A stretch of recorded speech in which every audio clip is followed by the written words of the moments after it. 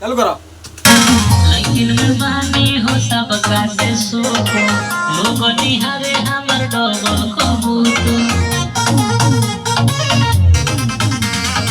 लेकिन मेहरबानी हो सबका से सोको लोग निहारे हमर जोड़े कबूतर।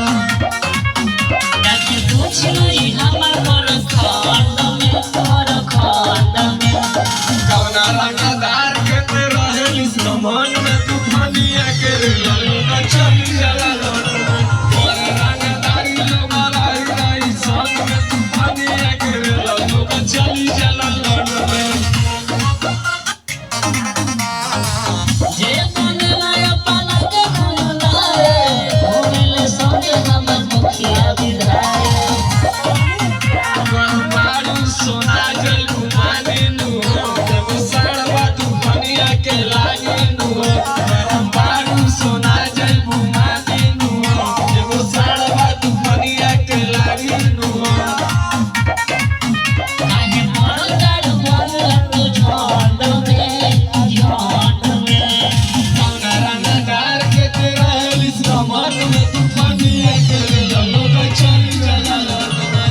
ओने रंगदार सोना रही रही संग में तूफानिया के लोग चली जाला लड़ में।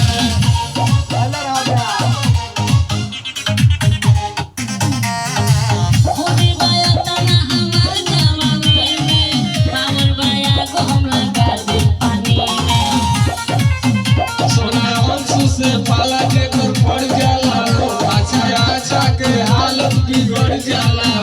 सोना विधायक से पाला के कर पड़ जाला अच्छा अच्छा के हालत बिगड़ जाला। हमर नाम दे पूछो बोलो खंड में कौना गाना बाज के ते बारे घमंड में तूफानी के लोग चल जाला।